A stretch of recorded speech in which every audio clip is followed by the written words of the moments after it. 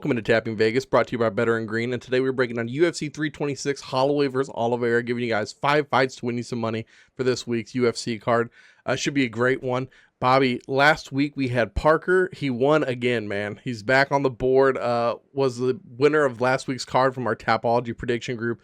If you guys aren't there and you think you know fighting, make sure you guys join. That way you guys get a weekly shout out on the show and win some free merch, man. We sent him a signed fight glove just a couple weeks ago. So hopefully he's enjoying that. And thank you for your support, Parker. If you guys haven't yet, we have plenty of sportbook signups available on our website, bettergreen.com. I believe it's over like $2,000 in free bets that they're just giving away over there. Make sure you guys sign up. We have extra DFS for UFC articles over there also. Getting started, we're just going to break down this main card here, Bobby. Just go from the bottom up to the main event. Gregory Rodriguez versus Bruno Ferreira. Take it away, man. Yeah, so this is a rematch. We're going to have another fight on this card later when we get to the main event. It's also a rematch.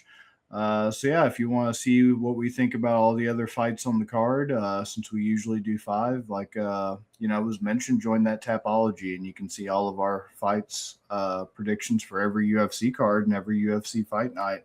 Mm-hmm. So getting into this, every fight that we're going to cover for Tapping Vegas tonight is going to be pretty much a coin flip fight. It's going to be very difficult to try to find something to really push one fighter over the other on the ultimate edge of how this is all going to play out. This fight's no exception. However, upon doing a little bit more research, a little bit more study, some digging around, I have something that makes me a little bit more confident in my pick on this fight. And my pick on this fight is I'm rolling with Bruno Ferreira, and here's why. So we already know everything else that you can already see, right? We already know the height, the reach, the record, last 5 fights, et cetera, et cetera. What I found, that gave me the ultimate little edge to feel confident about this was courtesy of Odd Sharks and, Chat GPT, some AI answers and things here. I asked about, UFC rematch statistics. And this is pretty interesting.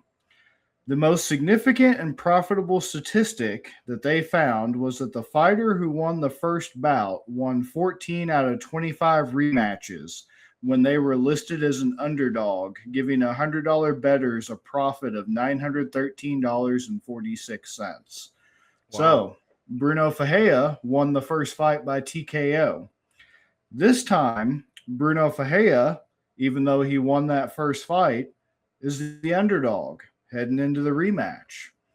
I like those odds. I like those statistics because in addition to that, when you look at all in all, since 2012, when they were keeping track of this, Oddshark, ChatGPT, etc., if you bet $100 on the fighter who won the first fight when they competed in a rematch, you would have gained a profit of $1,291.10.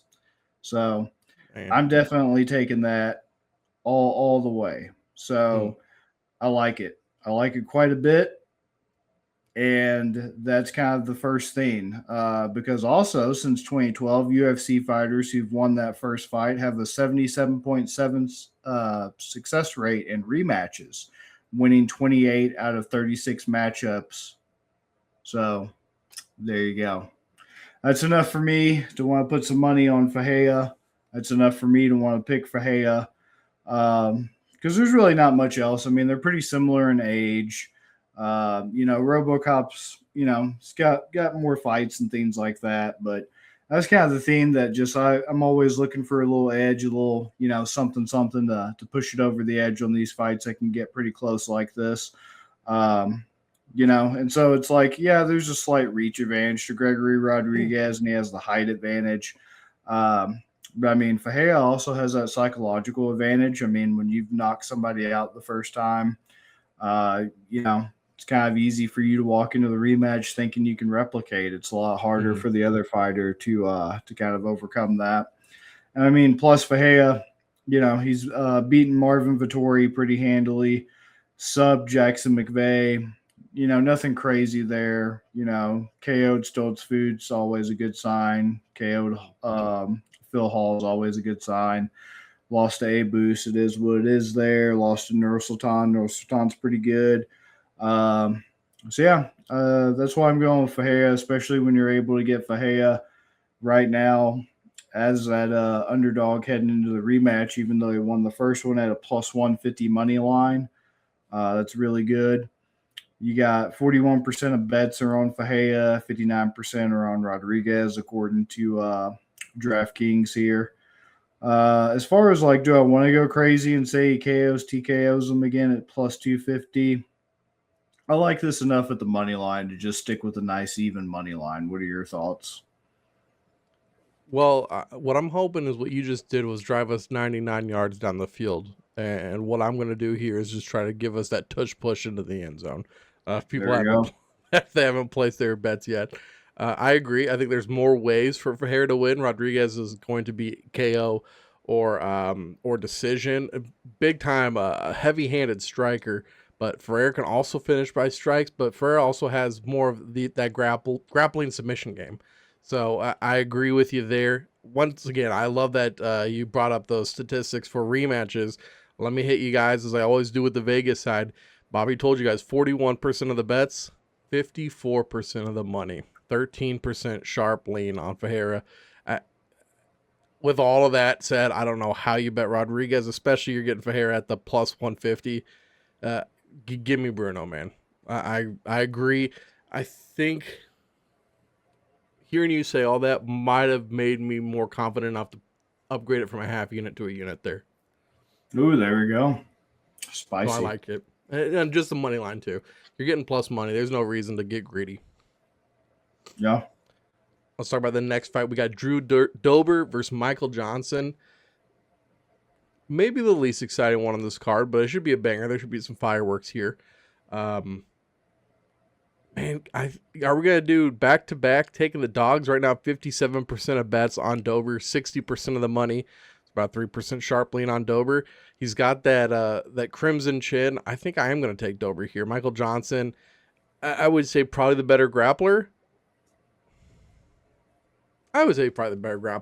He's got fast hands too, but Dober just has that solid chin. I think if Johnson did get the knockout, it'd be more of kind of like we saw when Dober got the doctor stoppage from just gushing blood, which could happen here again. But both these guys, once again, it's a coin flip. I like Dober's durability. I think there's a chance he catches Johnson, and I get Dober at the plus money. I think that's the way I'm leaning here. Well, I hate to bust your bubble, but the Crimson Chin has to be canceled for racial profiling. The reason why I like Drew Dober in this fight is because Drew Dober has a whiteboard, according to the MMA guru, in his basement with all the gentlemen who are Michael Johnson's complexion in that division with X's over their heads that he's already fought and that he's already claimed their scalps. He's already done it to Bobby Green. Yeah. And he's already done it to Terrence McKinney. And I think come Saturday night, I'm going to believe what the guru said. And that man probably does have that whiteboard, which is kind of ironic. That's a whiteboard, but nonetheless. But no, seriously, it's really another fight that's tough because it's like Michael Johnson, the definition of can beat anybody. We just talked about this last week for some reason. Beat anybody any night, lose to anybody any night. And I just kind of see it going very similar to that Bobby Green fight. I see it kind of going very similar to the Josh Emmett fight that Michael Johnson had. Michael Johnson probably will win the first round, and he probably will just beat the hell out of Drew Dober. And even though he's old for the division, he has all this mileage, all these wars and wear and tear, like you mentioned. He is still pretty quick with his hands, just like Bobby Green's still quick with his hands. He is still a really slick striker, really good boxer. He loves the body jab. I mean, at this point, we know what Michael Johnson is. He loves that body jab. He's susceptible to kicks. He's susceptible to grappling. He's still easily pressured. He still backs up. even when, he has the better striking, or maybe he even has a height and reach advantage. It doesn't matter. He's still just really wildly inconsistent, to where that's how he can perform at the highest level on any Saturday night and perform at the most terrible level any Saturday night. Nothing too crazy with height and reach. I mean, yeah, he's going to have the height and reach advantage by about 3.5 inches on the reach. But I mean, it's like when you're pressured so easily, does it matter? So I mean, yeah, the first round's going to be tough for Dober. I see it pretty much like the Bobby Green fight, where he had to walk through a lot of Bobby shots, and he had to really get his face jabbed off before he just, decided to bite down the mouthpiece and just throw up the haymaker. But I mean, that's also what Josh Emmett had to do. Josh Emmett had to get pieced up for, like, I think it was 2 rounds back in March 2019, and then just decided to uncork it. And Michael Johnson, unfortunately, is the king of snatching defeat from the jaws of victory. So that combined with, Dober's questionable nationalistic ties makes me think that Dober can get it done. I am concerned that, he's currently the plus 102 money line, and I anticipate that shifting here soon because he's got 57% of the bets on him. Vegas doesn't like paying that out, so that's just a bit, concerning. But I'm actually even going to go with KO TKO plus 185 because my official Tapology prediction was Dober round 2 KO. So I'm also going to do that. So I love it. Well, we got a round out of you for that one too. Yeah. This next one, Bobby. 17-year age difference between these two, between Rob Font and Raul Rosas Jr. Go ahead and break it down, man. I have a statistic for this as well. Would you like to hear it? Here's my statistic. In the UFC's 3-decade history, there have been 11 matchups with an age difference of 16 years or more, and the younger fighters won every single one. Thank you. So there you go. There's more evidence. There's more facts and logic to blow your brain apart. Not that some of you out there have much to begin with, but, you have to take what you got and make the most of it. So, yeah, that alone is making me lean towards, Chihuahuas here with this. But in addition to that, there's a few other reasons. Rob Font could definitely be that grizzled old vet with a jab that just frustrates the hell out of a young up-and-coming, prospect. Because every fight that we're covering, flip a coin pretty much. You can make arguments for either one, and it wouldn't sound crazy.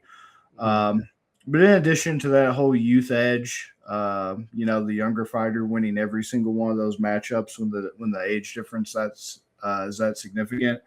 I do like the fact Rojas Jr. seems to be taking his training more serious. I believe he's with Marab and Aljo at like Cerro Longo MMA now, instead of whatever gym he was at before he had that first loss. So it's good to see him recover from that.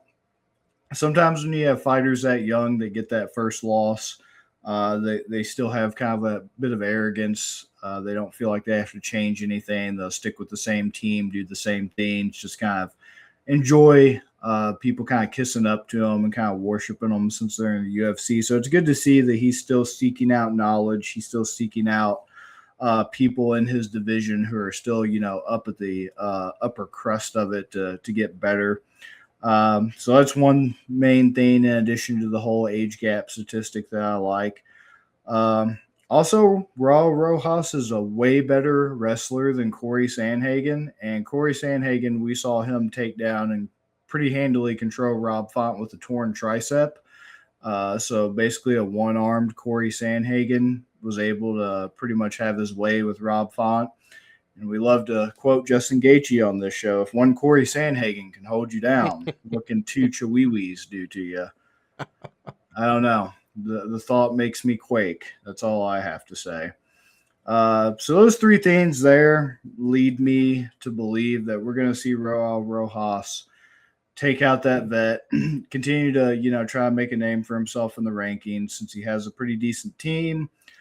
We saw Corey Sandhagen do it. We try to avoid MMA math on this show. We say it all the time. So, yeah, it's not necessarily a guarantee that just because Corey Sandhagen can do it, Rojas can. But, I mean, Rojas is the better wrestler. But, we'll see how it plays out, right? That's what the whole purpose of this is. Nobody knows until it happens. So you just say what you think. And I think the wrestling is going to make this, unfortunately, one of the most boring fights on this entire card. Rojas could get a sub, but I don't think he will. I think he'll be a little bit too focused on control, which is smart, right? That's what you're supposed to do. Position over submission, whatever. Because Rob Font does like to get a little squirrely. Like against Sandhagen, he'll try I believe it's like an omoplata or something, just to kind of keep you honest, kind of try to sweep you, that type of thing. He'll try to get a little wild, and I just don't think he's going to be able to get up. Only time he's going to be getting up is when the round ends, and he's allowed to. So other than that, he's going to pretty much – his best opportunity is he's going to have to hope that Rojas gets scared of that jab and, gets too bloodied up and doesn't want to close the distance, kind of like a Sean Strickland Hernandez type deal. But I just don't think he's going to be able to do it. I think Rojas Jr. makes this very boring, lay and pray, and apparently Vegas does too, because Rojas Jr. decisions at -105. So I think – Rob Font plus 195 money line. Rojas Jr., you got -238. 71% of your bets are on Rojas, 29% on Font. Yeah, this is just disgusting. So I guess I'll just stick just money line on that. What do you think? I think that's a smart bet. I think Rosas is a really talented guy. But that being said, we just saw Zell Huber versus Green. And Green ended up getting the knockout versus Zell Huber, which I think is a much more talented, younger fighter than King Green is at this point in his career. Am I saying that Rob Font's going to knock out Rosas Jr.? No. But at the plus 195, he's been doing this at a high level for so long. He's faced the top of competition, Rob Font has. And Rosas Jr., I mean, he hasn't faced anybody. Rob Font's by far the best guy that Rosas has faced in his career, and he already has losses in the UFC. Like you said, you can't hold it against me, but nobody's invincible, right? There's some people that go their career undefeated. I believe Habib was 16-0. They're the minority, though. That's exactly. Exactly. So I can't hold that loss against him, but I'm afraid what Font's going to do is try to neutralize that wrestling by like every time that Rosas tries to take him down, he uses the cage, like runs backwards to the cage, and uses that to help him fight off these takedowns. I think he's been doing it for so long. And the over 2.5 is at -260. So Vegas really does not see a finish happening here. I think if it did, it would be in Rosas' favor. Rosas either getting a striking finish or, like you said, getting a submission finish. I just feel like this is going to be one of those really annoying fights, man, where Font just is able to just pitter-patter and win enough rounds to get a decision win here against Rosas. But I don't love it. I think yours is a safe bet, but 29% of bets on Font, 36% of the money, only a 7% sharp money lean on Font at the plus 195. So that's not anything big to sway you, but I just have a feeling, dude. Hey, every fight on here is pretty damn close, so I wouldn't be surprised. Let's talk about this next fight. Let's just get into it, as I have some feelings about this one. Cal Baralho versus Renier de Ridder. Man, I was such a big de Ridder guy. I thought he was going to be so good coming in. Thought he would lose to Bo, and then he beat Bo. I was like, oh, okay. Like, this guy might be pretty legit. Well, then he retires at the end of the 4th round. Bobby, do you know that's this man's second retirement in the past 2 years? Yeah, yeah, because those are his only 2 losses, and then he was just like, "Oh well, I've only ever lost to this guy. I think I'm done." And one championship. Guess I'm just done with MMA. My problem is Barajo's been a guy that's consistently striving to get a shot at the belt. I can't back a guy who has like a 1 foot out the door. And you can't be like, oh, well, he's coming back. He's retired twice in 2 years. That's a red flag to me. That's too much. Renier to Ritter, I know that by far the better grappler and submission artist. But how's that been working out for dudes lately? How did Strickland Fluffy go? Not Right, well. Not well. right. I think Barajo's got enough striking. And I feel like I'm at the point I can't back to Ritter anymore, man. Until he does, it's a new year. Maybe we can get a third retirement in 3 years, um, which I could see happening. Hopefully, that's the last time. I can't back to Ritter here, man. I have to go Barajo. Minus 270 is a little rough. Let me see what the double method KO decision would be. KO decision minus 250. So you have to do KO or decision plus 110. Do I think Barajo finishes him? Probably not. Maybe Barajo by decision plus 110. What do you think? Yeah, this is another one that I was just going back and forth with the whole time I was watching tape, doing some research, etc. I kept changing. Finally, I settled on Barajo as well. My main thing is you made a good point with the retirement, but also to add to that, I think me personally, I think his heart is in it now that he's with the UFC, but I'm concerned because now he's the other polar extreme where he's too active. He had 4 fights last year, and that is just unheard of in this current UFC. Like used to be, you were lucky if you had somebody, even a champ, fight 2 to 3 times a year. That was like rare. And this guy, 4 fights against top level competition.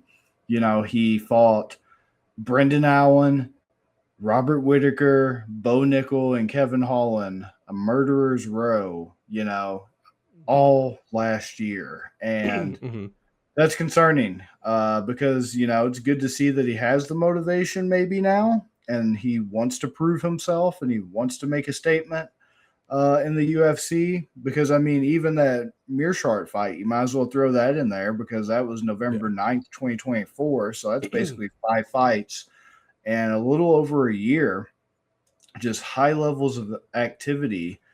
And he's got gas tank issues now because even though I think we both had picked him in the Whitaker fight, he gassed out in the Whitaker fight. It was looking really dicey there. He gassed out in the Allen fight, and that's why he lost. It's very concerning. The guy's been, preparing for 5-round fights, and he can't make it to even the third round without being winded. And I don't know if that's right. Like, I don't know if that's because he is pushing himself too hard or what.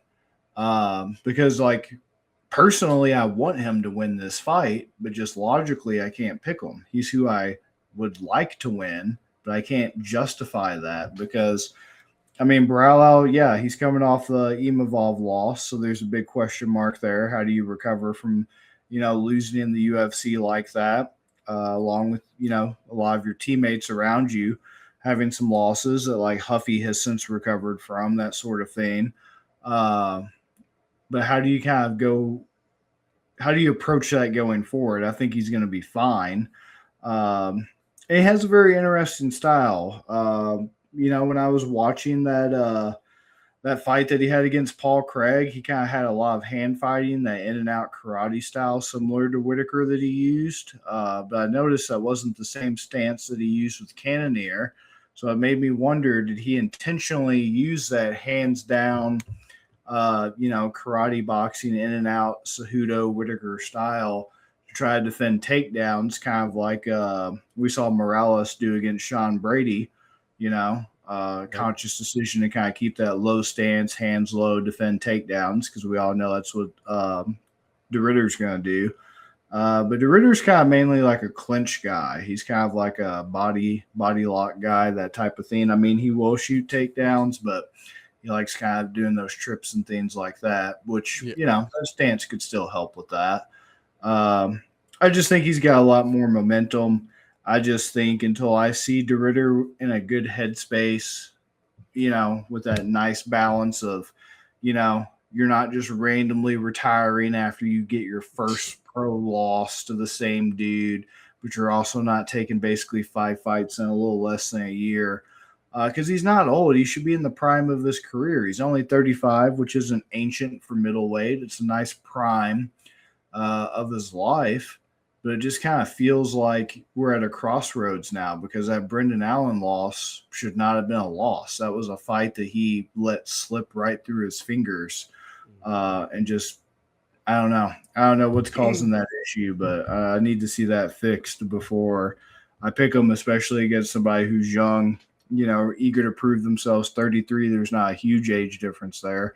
But, I mean, he's still very much a bright spot in the division. And, I mean, so is DeRitter, but it's just Borrello has that momentum. He just kind of has that Fighting Nerds team. All of them have that kind of aura, if you will, around them. And, I mean, I think with the way he's looked and gassing by the second round, and just if he can't get those takedowns, I mean, I think he could get finished. I think he could get finished by strikes. I actually think if it's still pretty decent odds, I will take a Borrello by KO here if it hasn't, went crazy. Plus 320.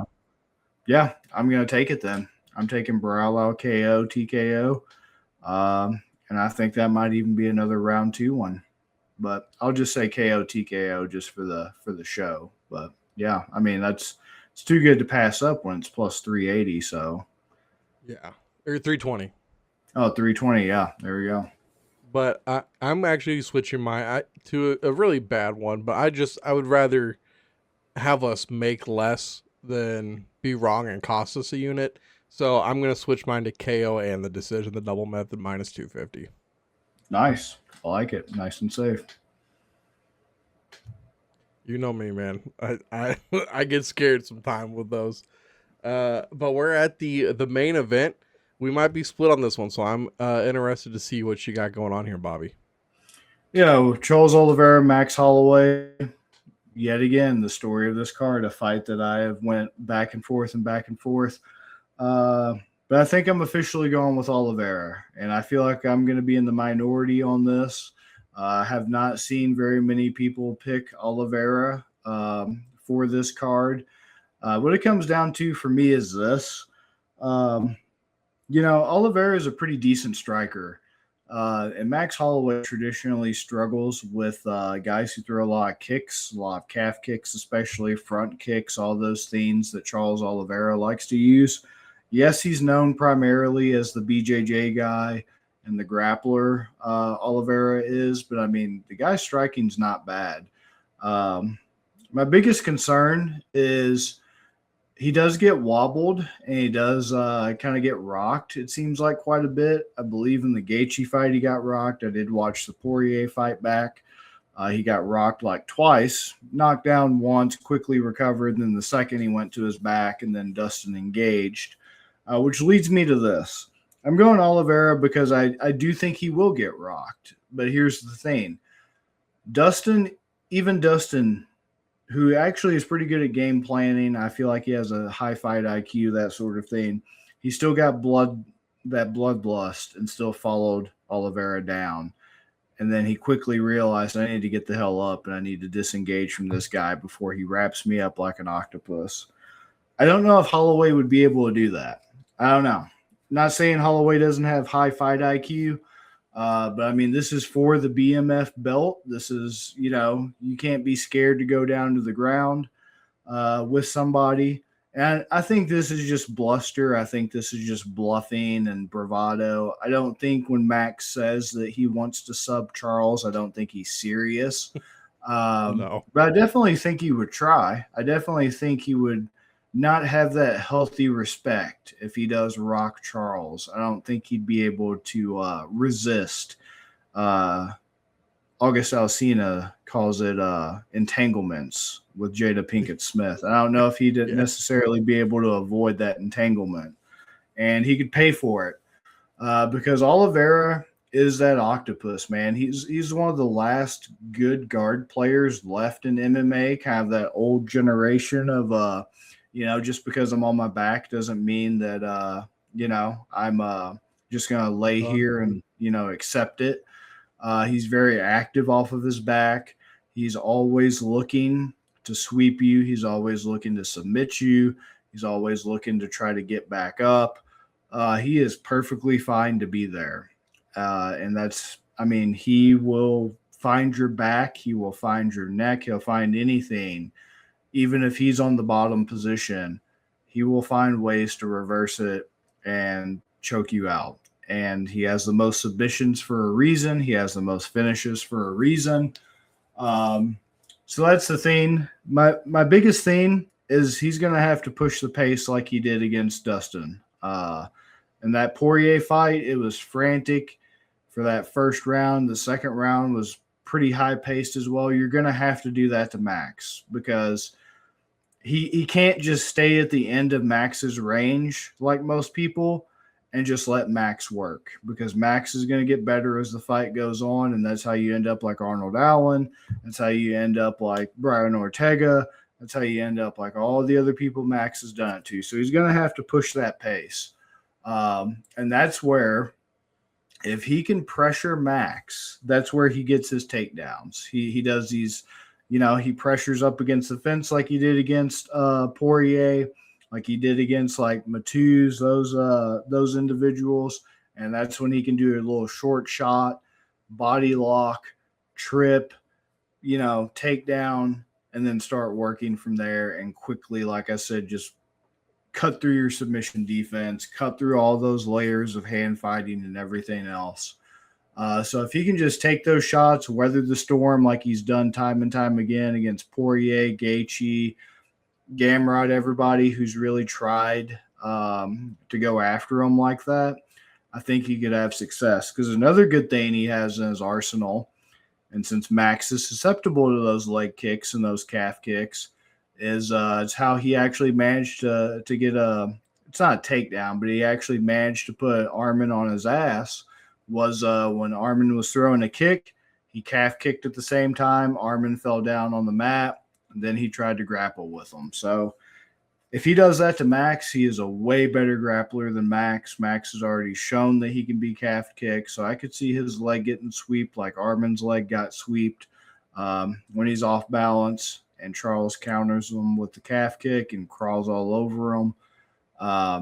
It's just going to be he's got to just basically do what he's always done because Max just gets better and Max will just piece him up. But he's just really good at guard. He's really good at being active off of his back, recovering if he is stunned. It's going to be interesting. I think Charles can definitely get this fight. This is where I'm actually not taking my statistic from earlier into consideration because Max won the first fight. And Max is once again the favorite in this.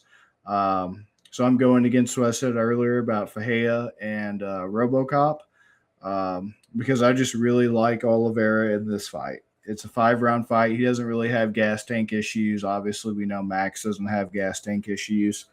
And he's not, like I said, a terrible striker in his own right.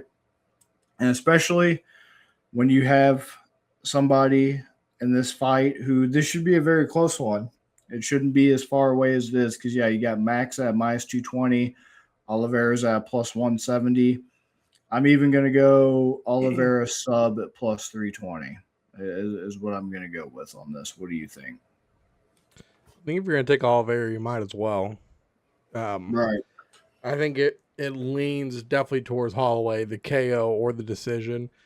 I hate this one because I think Oliveira is the more dangerous fighter, but I think just with this style matchup, I think I have to be on Holloway here.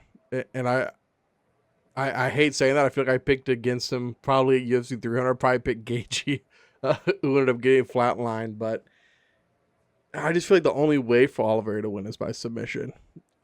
he might get the knockout. He probably doesn't, but Holloway already knocked out Oliveira in the past, and now you're looking at if this goes to decision. I just think Holloway is one of the best strikers in the UFC, in UFC history, and so I don't see Oliveira going toe to toe and winning enough rounds to win a decision with Holloway. Decision at the plus 200. I'm surprised decision is higher than the KO TKO. This is because TKO is plus 165 for Holloway. The decision's plus 200. I feel like I just want to be safe and do the KO decision again at the minus 200. But I'll go decision at the plus 200. I just think that he's able to weather the storm here and just make it nasty enough to win enough rounds to come out of this with the W again. And that's coming from somebody that really likes Charles. I think Charles is one of the best in division. I mean, he took Arman right to the edge, and I think Arman can be the champion of this division too. Man, this is a tough one. It's just Holloway, his precision and striking has just been on another level. Right now, 66% of bets on Holloway, 54% of the money. So we're seeing a nice little sharp lean coming in Oliveira there also. 46% at plus 170. That feels like just fine too. It's not enough to change my lean one way or the other. So yeah, I'm going to go Holloway decision here. But if he gets caught by Oliveira, it's over. For sure. I don't see him getting out of that. Last week, Bobby, we had the beginning, the first one of our flip finishing fighter presented by Bucky's evil cousin or twisted cousin, Fucks Aroundy Bill. And we had Pinus round 1 KO. Too easy. He cashed the plus money for us. Bobby, today, I'm going to throw up the graphic here. Flip finishing fighter presented by Fucks Aroundy Bill.